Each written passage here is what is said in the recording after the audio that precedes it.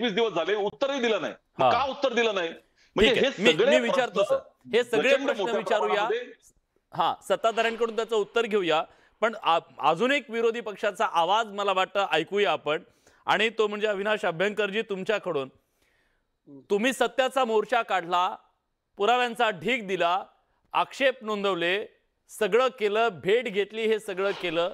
आज निवडणूक आयोगाच्या पत्रकार परिषदेमध्ये पत्रकारांनी सुद्धा प्रश्न विचारले, जी उत्तरं आली ती तुम्हाला पटणारी आहेत का? तुमचं समाधान करणारी आहेत का? आजची निवडणूक आयोगाची जी पत्रकार परिषद होती त्याला लाचारीचा परमोच्च बिंदू असं आपण म्हटलं तर कमी ठरणार नाही. कारण त्यांनी लोकशाहीचा खून केलेला आहे. सत्ताधारी आणि विरोधक म्हणजे आधी आम्हाला सगळेजण हसत होते, मूक मोर्चे काढून त्यात भाषण करत होते, आणि त्याच्यानंतर कालच सन्मान्य मंत्र्यांनी सुद्धा एक प्रेस घेतली आणि त्यांनी सांगितलं की आमचा विरोध तर गेली अनेक वर्ष आहे मतदारांच्या दुबार याद्यांवरती. राज साहेबांनी ढिगभर पुरावे दाखवले होते. फक्त त्याला काल मला वाटतं राजकीय स्वरूप देण्याचा प्रयत्न, जातीचं स्वरूप देण्याचा प्रयत्न केला गेला. असो, तो विषय छोटा आहे कारण तेवढा मतदार सुज्ञ असतो की हे नाव का नाही घेतलं. कारण आमचा जो मोर्चा होता सगळ्यांचा तो मतदार यादीतील गोंधळाच्या विरोधात होता. मी मुद्दाम तुम्हाला पहिलं सांगतोय कारण काय होतं, एखादं फेक नरेटिव्ह तयार करणं खूप सोपं असतं आणि त्याच्यावर वेळीच उत्तर द्यायला लागतं, तर तेच पुढे कंटिन्यू केलं जातं. त्यामुळे विषय होता मतदार यादीतील गोंधळ, तो न्यायचा प्रयत्न झाला. याची जात काय, याचा धर्म काय, याचं नाव काय हा विषय नसतो. राज साहेबांनी जो गठ्ठा दाखवला होता ना, त्यात जे जे दुबार होते ते सगळे वगळले गेले पाहिजे. परत निवडणूक आयोगाला असा कुठला साक्षात्कार झाला, ते कोणाच्या मागे एवढे घरंगळ गेलेत. परत त्यांचं काम इलेक्शन चांगल्या वातावरणात कंडक्ट करणं आहे.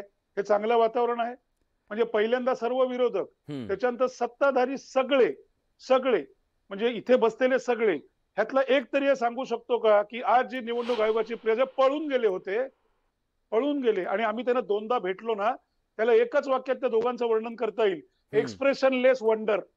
शून्य एक्सप्रेशन होती. देखते है, करते है, आमच्या हातात काही नाहीये. आज मला वाटतं सगळे सन्मान्य अतुलजी लोंढे होते, नांदगावकर साहेब होते, नितीन सरदेसाई होते, अनिल देसाई होते, तिकडेही त्यांना ताटकळत ठेवलं. ही सगळी संशयाच्या जागा घेणाऱ्या गोष्टी ठीक आहे, संशय निर्माण करणारी आहेत. सर, मी त्याच्याबद्दल विचारतो. मला वाटतं आपण आता सत्ताधाऱ्यांकडून उत्तर घेऊया. मधु चव्हाण आपल्या सोबत आहेत. सर, तुम्ही गेली अनेक वर्ष हे राजकारण पाहताय. हे दोन आहेत ना, काँग्रेसचे प्रवक्ते सचिन सावंत आहेत, अविनाश अभ्यंकर आहे, हे तुमचे विरोधक आहेत. त्यांच्याकडनं तुम्हाला काही फार पॉझिटिव्ह तुमच्याबद्दल बोललं जाईल असं काही नाही, ठीक आहे, आपण समजूया. पण काल तुमच्या नेत्यांनी, राज्याच्या मंत्र्यांनी भलेही सांगितलं असेल की वोट जिहाद झालाय.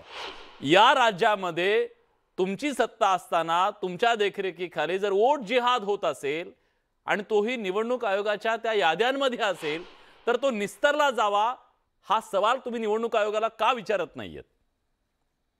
मुद्दा असा आहे की पहिल्यांदा तुम्ही आता म्हणालात की तुमचे विरोधक आहेत किंवा मनसे किंवा सचिन सावंत हे माझे मित्र आहेत आणि माझी सगळ्यांना विनंती आहे आणि ती योग्य चालली आहे चर्चा की कोणी कोणाच्या मध्ये बोलू नये, म्हणजे सगळ्यांना जनतेला कळेल की कोण काय बोलतंय. मुळामध्ये दुबार मतदारांच्या बद्दलच्या तक्रारीचे जनक आहेत राम नाईक. आणि मतदार झालंय काय की राज्य निवडणूक आयोग किंवा केंद्रीय निवडणूक आयोगाच्या माध्यमातून एक नॅरेटिव्ह सेट